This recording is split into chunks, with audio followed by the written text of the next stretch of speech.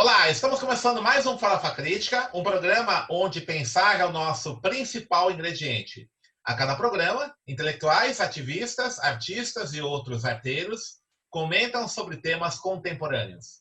Farofa Crítica é uma produção do CELAC, em parceria com o Departamento de Jornalismo e Historiação da ECA USP e apoio do IEA, Instituto de Estudos Avançados da Universidade de São Paulo, e também parceria com a revista Fórum. Acesse o nosso canal youtube.com/farofacrítica, inscreva-se e clique no sininho para receber notificações de novos programas. Também acesse os nossos podcasts na plataforma Spotify e também acesse nossa página no Facebook, facebook.com/canal Farofa Crítica, onde você pode, inclusive, sugerir nomes de entrevistados, sugerir temas a serem abordados, né? E avise os amigos, familiares, quem você conhecer, para também se inscrever no canal do programa Farofa Crítica. Não paga nada, né? E aí você também ajuda a fortalecer a nossa rede de contatos.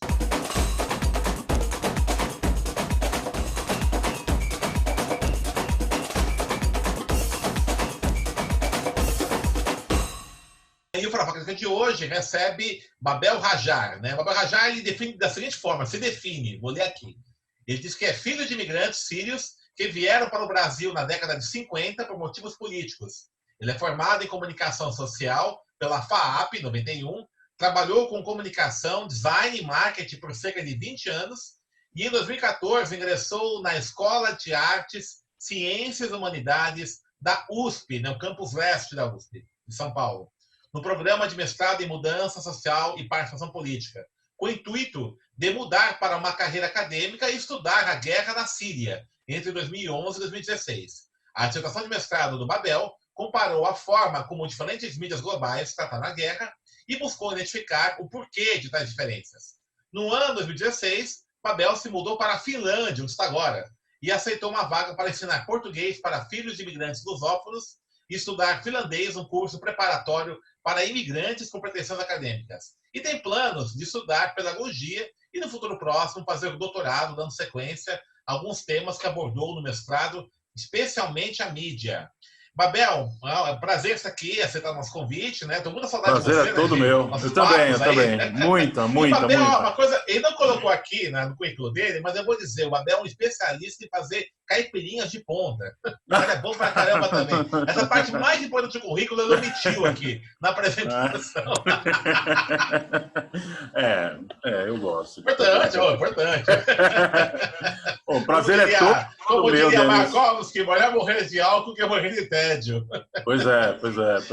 Mas aí, brincadeiras à parte, Babel, eu queria começar aqui nossa entrevista, que você falasse um pouquinho da sua pesquisa, né? Você fez um mestrado sobre análise da mídia na cobertura aí da Guerra da Síria.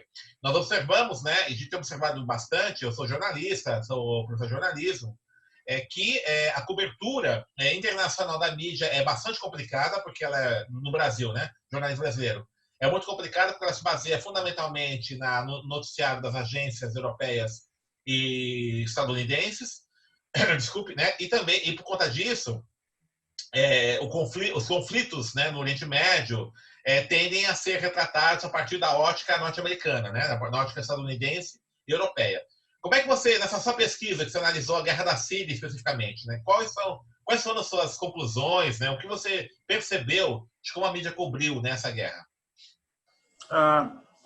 Em primeiro lugar, assim, eu acho que não é só com relação ao Oriente Médio, a gente tem um problema de fluxo hegemônico midiático, né? Que é um conceito que eu trabalhei do professor Daya Tusu, um indiano radicado na Inglaterra, e ele trabalha essa ideia de fluxo e contrafluxo da mídia. Então, se a gente pensar que os grandes conglomerados de mídia, baseados no Ocidente, na maioria dos Estados Unidos, muito concentrados, principalmente depois da década de 80, 90, eles são responsáveis por boa parte de toda a representação midiática que a gente tem, e aí eu estou falando de tudo, cinema, notícia, tudo, em todas as mídias. Então, eles têm um peso, a visão desse grupo tem um peso muito grande. Na minha pesquisa, eles estão respondendo, no caso da guerra da Síria, por 80% de tudo que se falou sobre essa guerra.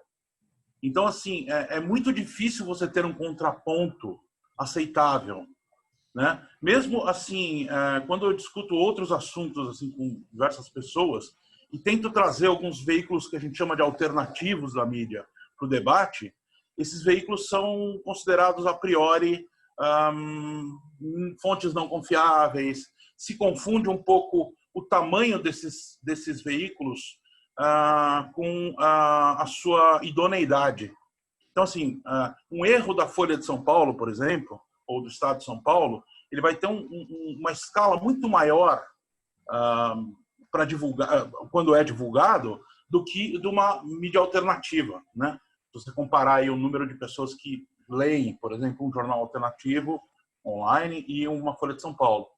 Mas o estrago é muito grande, quer dizer, o que eles estão fazendo de cabeça com as ideias é muito grande. E na história, na mídia da Síria, o que ficou muito claro, assim, na guerra da Síria, a mídia hegemônica ela se posicionou de uma maneira agressiva do lado dos que eles chamaram de rebeldes moderados. Inclusive os rótulos que se trabalha, eles definem algumas coisas. Tem aquela coisa, por exemplo, da gente falar, o cara é um rebelde ou ele é um terrorista? Qual é a diferença entre um rebelde e um terrorista? É um enfoque, né? Então, na minha pesquisa, eu trabalhei com esse fluxo e contrafluxo da mídia, esse conceito do Dayat-Tusu, mas trabalhei também com o manufacturing consent, que é a manipulação do público, do Noam Chomsky e do Edward Herman, né? Onde eles fazem uma análise exatamente disso. Mas eles fazem só voltado para a mídia americana. Quando a mídia fala de um determinado assunto, quando se refere a um país que é amigo dos Estados Unidos, ela vai falar de um jeito. Quando se refere a um inimigo, ela vai falar de outro. Às vezes no mesmo contexto, por exemplo, eleições, né? Então você tem ali uma eleição em tempos de guerra, né? Eleição em tempos de guerra, no caso de um inimigo dos Estados Unidos, vai ser considerado, não é um processo democrático, está vendido, vão vender dessa forma. E quando é de um amigo dos Estados Unidos, ele vai falar assim, olha, mesmo em tempos de guerra, eles estão indo às ruas democraticamente para exercer seu direito e tal. Então, a forma como é colocada é muito diferente, né? Isso que você fala do fluxo hegemônico da mídia, né, e o consenso manufaturado, né, do Chomsky, né, é muito louco, né, porque o conceito do Chomsky é consenso manufaturado, né, o fabricado, e a tradução da obra dele em português foi horrorosa em Brasil, né, manipulação do público, né, a muito ruim, né, mas a ideia dele é de um consenso, uma fabricação de consensos, exato, né, uma indústria de consenso, que é bem pois interessante, né. Mas só uma coisa, isso que você fala do fluxo hegemônico mundial da mídia, né? E contrafluxo, que você utilizou na sua pesquisa de mestrado, porque nos anos 70, né, a Unesco ela promoveu vários debates, né, que apontavam para uma concentração, isso que você está colocando agora, né? Uma concentração da produção de informação, e apontava a necessidade de uma nova ordem mundial da informação e comunicação, né? E aí, então, né, a Unesco chegou a financiar a construção de agências de notícias nos países do chamado Terceiro Mundo. Naquele momento, você tinha toda a discussão dos movimentos de países não alinhados, né, aquela discussão que era muito forte ainda nos anos 70, né? Só que, veja, o que a gente observa no século XXI, né, na segunda década do século XXI, essa concentração se manteve, né? Apesar dos anos 70, há 50 anos atrás, isso já é detectado, hoje continua, né? De forma até mais intensa. Mais forte, bem mais forte.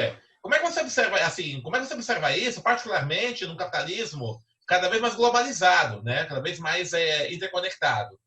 A formação de uma opinião pública mundial a partir desses fluxos hegemônicos aí de informação. Quando a gente pega a mídia, primeiro assim, né, a concentração está muito maior, né? Isso que você falou. Quer dizer, o movimento desde o consenso de Washington foi fazer com que os estados cada vez mais servissem ao capital, né? A desregulamentação atingiu, no caso da mídia, proporções muito grandes, né? E ao ponto da gente estar falando aí de 5, 6 enormes grupos midiáticos que têm domínio total sobre tudo que se fala. Então, assim, a concentração midiática acaba sendo instrumento do próprio capitalismo, quer dizer, da intensificação, do acirramento neoliberal que a gente vem vendo desde os anos 90. O fluxo de comunicação ele é gigantesco, ele é avassalador. A gente está vivendo um momento onde não há a possibilidade de uma segunda opinião. Eu tenho lido recentemente essa história um grupo, inclusive o Noam Chomsky está nele, que fala sobre, assinaram um manifesto aí sobre contra o cancelamento, né? Esse novo termo que está sendo colocado. Hoje a gente vive uma verdadeira ditadura de opiniões, na minha opinião, né? E isso é em decorrência desse acirramento do fluxo e as mídias sociais. Essa mídia que deu voz para muitas pessoas, muitas vozes,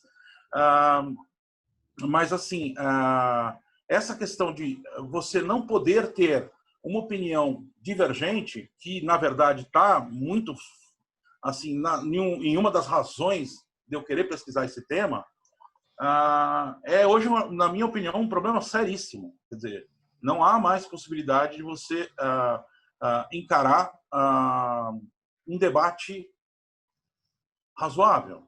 Tá? Os debates eles estão extremamente dominados por uma vertente hegemônica de ideia. Em relação ao Oriente Médio, por exemplo, como é que isso se coloca? Olha, vamos por partes. Assim. Vamos até falar assim do primeiro momento onde essa pesquisa que eu fiz poderia ter nascido. Né?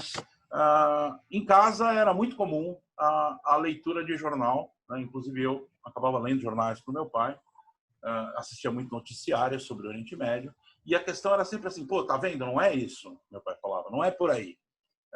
Eles estão colocando a coisa de uma outra forma, eles estão mostrando uma realidade que não é a nossa realidade. Quando começa a guerra da Síria, eu começo a ver aquele acirramento de ideias, por exemplo, Bashar al-Assad é um ditador, ele está atacando o seu povo. Isso foi um mote na guerra da Síria.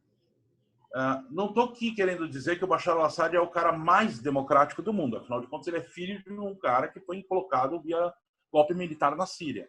Mas o que eu estou colocando é assim, você precisa entender o contexto histórico. E aí, na minha pesquisa, eu fiz um trabalho que talvez tenha sido extra a análise da mídia, mas que é colocar um contexto histórico para a pessoa que estiver lendo a minha dissertação, para que ela entenda razoavelmente o percurso que a Síria tomou para estar hoje na situação que está, né? Ou durante o período analisado. A ideia de que você não pode ter outra visão, quer dizer, então, quando você vai falar com alguém sobre Bashar al-Assad, sempre vai vir, mas ele é um ditador, ele é uma pessoa que deve ser cancelada. Essa é a ideia do cancelamento, né, também. Quer dizer, não há uma possibilidade de você entender aquela realidade de uma maneira que te leve a uma análise crítica. Né? Não, você vai trabalhar com essas ideias preconcebidas do que é Oriente, do que é mídia, do que é Oriente, do que é Síria, de como eles atuam. Uma outra coisa interessante é quando você fala de árabes, e aí eu usei muito o Eduardo Said também na minha dissertação, quando você fala de árabes, você vai enfrentar o seguinte problema: há rótulos. Árabes, quando eu falo árabe, Islã, na cabeça da pessoa, ela vai entender, ela vai vir uma série de imagens, normalmente negativas, associadas a esses lugares, né?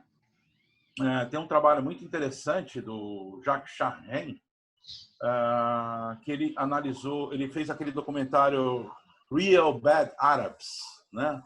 Árabes ruins, filmes ruins, árabes malvados, se não me engano em português.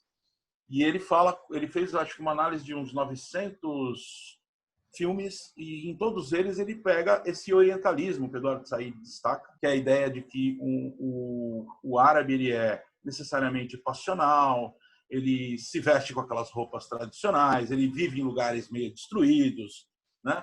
Então, isso ajuda a mídia hegemônica a perpetuar certas ideias, né? Não sei se fui bem em cima das suas questões ou acabei indo para outros lados. Né? Você, em certo momento, num bate-papo nosso, falou daquele tal observatório direitos humanos da Síria, né? Sim, Que a mídia brasileira usa recorrentemente como fonte para falar sim. sobre as, entre aspas, atrocidades do governo Bashar al-Assad na Síria, né? E você comentou que é apenas uma pessoa que faz isso, né? Você fala É, um na pouco sobre verdade, isso, na que verdade, é meio bizarro, né? essa pessoa mora em Londres, num distrito aí de Londres, e ele surge realmente como a única voz de referência do Ocidente, inclusive da ONU, para falar sobre a guerra da Síria. É como se fosse impossível para alguém chegar perto, a não ser ele, que teoricamente tem contatos dentro da Síria. E os contatos dele eram todos da linha dos rebeldes sírios, né? Ele tinha um lado, esse cara. Então, ele sempre colocava as coisas dessa perspectiva. E você não tinha outros. Mesmo as pessoas que entravam na Síria, por exemplo, se você pegar o Russia Today, mandou pessoas para a Síria. Ah, existem vários outros organismos internacionais, pequenos jornais, grandes jornais, que foram para a Síria, ou foram para próximo da Síria, ou foram tentar entender a situação de perto, né? Mas eles não foram, de forma alguma, considerados na mídia hegemônica, né? E o Observatório Sírio dos Direitos Humanos, realmente, é essa pessoa dentro de uma casa com um celular. Apareceram umas reportagens, inclusive uma no The Guardian, né? Mostrando a insanidade da mídia toda está pautada por uma pessoa, por um veículo muito pequeno, quer dizer, um observatório muito pequeno, né? Mas que foi muito, na verdade, ele foi bastante financiado também, né? Você tem diversos. Uma coisa interessante da guerra da Síria é que se Ele é um vendeu blogueiro, na ela. verdade, né? Ele é um Hã? blogueiro. Ele é um blogueiro. Olha, talvez um blogueiro, mas eu acho que é mais do que isso, na verdade. Ele estava ali no Uhum. lugar certo, na hora certa e com os financiamentos Sim, sim. certos. Uhum. É interessante você notar uma coisa sobre mídia na Síria. Também acabou passando dentro dos capítulos ali que eu falo sobre mídia e sobre Síria. Eu vou falar sobre os comitês de coordenação locais, tá? Que são grupos de ativistas que trabalharam filmando, mas também organizando as manifestações que ocorreram na Síria, a chamada Primavera Síria, né? Isso é uma coisa. Esses caras estavam totalmente preparados para vender uma imagem do que estava acontecendo. Por exemplo, olha, teve uma manifestação, filmam, postam. Eles estavam muito mais preparados do que qualquer outro lado. E por que eles estavam preparados? Saiu uma matéria acho que é em 2000 e no comecinho de 2011, sai uma matéria no New York Times falando sobre como os ativistas do mundo todo, que são contra o Bashar al-Assad, eles estavam se reunindo de uma maneira militante, não de uma maneira comercial nem nada, e eles estavam conseguindo levar equipamentos de ponta para a Síria. Por exemplo, telefones, isso antes de estourar a Revolução Síria, vamos dizer assim, ou a Guerra Civil na Síria. Aliás, não guerra civil, né? Uma guerra civil ela teria que ter dois lados sírios, né? E isso é muito questionável, bastante questionável, porque você tem 80 nacionalidades de pessoas que vieram do mundo todo para compor com os grupos que já estavam ali, atuando contra as tropas do governo, que depois se uniram à Rússia e ao Hezbollah e outros pequenos grupos para combater. Esses caras, eles na reportagem falam que eles conseguiram levar até 100 telefones celulares e outros equipamentos caríssimos, né, para dentro da Síria. Veja, o salário mínimo da Síria na época era $300. Hoje não deve ser nem isso, né? $300, tá? Um telefone desses, eu fui atrás dos preços do telefone para poder colocar na dissertação. Um telefone desses custa entre 600 e 1.700, custava na época entre 1.600, entre 600 e 1.700 dólares. E o custo da ligação via satélite era muito caro por minuto. Então não é uma coisa que ativistas apaixonados simplesmente, eu quero levar telefone, é uma coisa que custa dinheiro, ou seja, tem um financiamento, há um planejamento, houve um planejamento da comunicação na Guerra da Síria. Tá? Específico, não só, claro, mas da comunicação fortemente. Né? E que ainda não foi, eu falo sobre isso na dissertação, mas ele poderia ser melhor explorado. Não só esse movimento de de levar equipamentos, de formar esses comitês locais. Os capacetes brancos que ganharam um Oscar via Netflix, né, fazendo uma produção do Netflix, e que foram conhecidos como um grupo humanitário dentro da Guerra da Síria, ele era um grupo totalmente ligado à Al-Qaeda. Eles eram humanitários apenas com a Al-Qaeda. Eles faziam muito, e também fizeram muito dessa parte midiática da Síria. Então, o Observatório Sírio dos Direitos Humanos, ele conta dentro do terreno com uma pequena, mas eficiente estrutura midiática para mostrar a Guerra da Síria dentro de um certo ângulo. Ao mesmo tempo, o governo sírio falava assim: olha, jornalistas, vocês não são proibidos de entrar aqui, vocês podem vir, só que nós estamos numa zona de guerra, vocês estão entrando num país que está em guerra, vários focos de guerra, e a gente precisa garantir a segurança das pessoas. Então, vocês têm que se cadastrar. Então, foi um jornalista da Veja, por exemplo, se não me engano, foi da Veja, que entrou pela Turquia para a Síria, e depois acabou se enrolando com alguns grupos ali, fez algumas bobeiras até poder ir embora e fazer a matéria dele e tal. Então, assim, é um processo que contou com muita organização, muito mais do que às vezes aparenta quando você fala de rebeldes querendo depor o seu governo, né? Que é você chegou a conversar com essa questão da cobertura internacional no Brasil é bastante complicada, né? O Breno Altman já esteve aqui, né, no nosso programa. Uhum. E ele chegou a comentar isso, né? Ele editor do Opera Mundi. Mas você chegou a já conversar com jornalistas da grande imprensa que estão aí alocados nessas editoras internacionais a respeito disso? Como é que eles veem isso, né? Há uma pressão da direção dos jornais em relação a isso? Ou eles estão já meio que já enquadrados, vamos pegar assim ideologicamente, por esses fluxos hegemônicos da informação? Olha, aí tem uma fala do Noam Chomsky, né? Que ele pergunta assim, né? Perguntam para ele assim, né? Se não me engano, aquele Bar Sanian, né? Um cara que fez umas entrevistas com ele e tal, né? E ele pergunta assim, né? Escuta, a direção, a direção da empresa, ou seja, a propriedade da mídia influi no seu desenrolar, né? E aí o Noam Chomsky fala assim, né? Olha, talvez não diretamente, talvez eles não cheguem ali e falem assim, olha, a pauta é essa.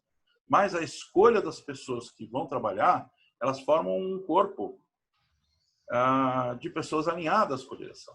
Então, assim, não é isso. Talvez valha não só para mídia, para qualquer corporação, né? Então, assim, não é que há uma pressão direta. Provavelmente, quando necessário, há. Por exemplo, a Al Jazeera, quando nasceu, ela apareceu como a modernização da mídia árabe, né? Ela apareceu com toda aquela pegada BBC, ou o que você quiser usar de grande mídia, com muito equipamento, com muito dinheiro, mas ela no decorrer da Guerra da Síria, várias pessoas pediram demissão porque não concordaram com a linha que eles eram obrigados a adotar no editorial.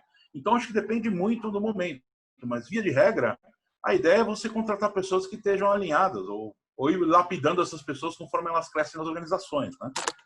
Agora, quando a gente fala de analistas de mídia, tem duas questões, né? Primeiro, existe a mídia alternativa, que tem, como eu falei, um tamanho muito pequeno no que chega. Você pega, por exemplo, um cara bacana, que eu considero bacana, um jornalista como o Pepe Escobar, né? Gosto muito das opiniões dele, fecho com muitas das opiniões dele, mas quem vê o Pepe Escobar? Quem conhece o Pepe Escobar? Né? Ao passo quando você pega um Thomas Friedman do New York Times, olha o peso que esse cara tem numa opinião que ele dá, e as opiniões dele normalmente têm um direcionamento que é aquilo que os Estados Unidos querem com o Oriente Médio, aquilo que Israel acaba desejando também no Oriente Médio, e ele vai fazer sei lá, por exemplo, um editorial, ou vai escrever ali uma coluna, onde ele vai colocar uma opinião que se encaixa nisso. É interessante notar uma outra coisa também sobre isso, né? Na minha análise, eu fiz uma análise quantitativa do termo Síria nas 8 mídias, né? Então, eu quis analisar quantas vezes o termo Síria era dito, tá? Era falado, era printado e tal, e também, assim, onde ele era printado. Se ele era printado na notícia, se ele era printado no editorial, isso era printado numa coluna de opinião, né? E é interessante você notar assim, o quanto se falava da guerra da Síria um ano antes da guerra acontecer. Claro que em 2011 o número cresce muito, mas em 2010, se você comparar, por exemplo, uma coisa que eu faço na dissertação, que é comparar com a Arábia Saudita é um campeão de desrespeito a direitos humanos, mas ele é uma pessoa, ele é um país protegido pela mídia. Ele é uma monarquia absolutista, né? Ele é uma monarquia absolutista e é um dos maiores aliados dos Estados Unidos, que é o campeão da democracia, que prega a democracia no mundo todo. Então, acho que eu encontrei cerca de 130 citações sobre a Síria, contra 23 citações da Arábia Saudita no ano de 2010. Tá? E é interessante você notar onde que a Síria era citada, porque era sempre colocada numa posição de, olha, esse país eco, ele serviu no passado para... porque, assim, o New York Times ele é a voz, né? Ele é uma voz liberal. Então, ele também ataca o governo dos Estados Unidos. Isso é muito interessante. Eles falam dos erros. A CIA usou a Síria para torturar. Isso parece que aconteceu no passado. Tá? E pode ser que até governantes sírios, para ficarem melhores na fita no Ocidente, tenham decidido alguma coisa assim. Mas a questão é como você traz à tona histórias para poder mostrar um ponto, sempre. Certo. Né? E no caso daqueles que você quer proteger, quando pode, quando possível, você protege. No caso, a Arábia Saudita. Né? Perfeito. Bom, nós estamos caminhando para o nosso final aqui, o Babel, né? Já viu que é a chamada aqui da produção. Bom, a sua dissertação está no banco de tese, dissertação de teses, né, da EASH, né? Você ajudou, né, fez parte do grupo Oriente Mídia também, né? Que era um grupo de jornalistas que buscavam ter uma cobertura alternativa, né, do Oriente Médio, né? Ainda existe esse grupo? Tem um site dele? Não, ele ainda existe, é orientemedia.org e tem uma página no Facebook que é Oriente Mídia.org, Facebook/OrienteMídia.org. Não, ele ainda existe, está ativo, ele trabalha muito mais assim com traduções de grandes mídias alternativas hoje, com alguns textos autorais assim.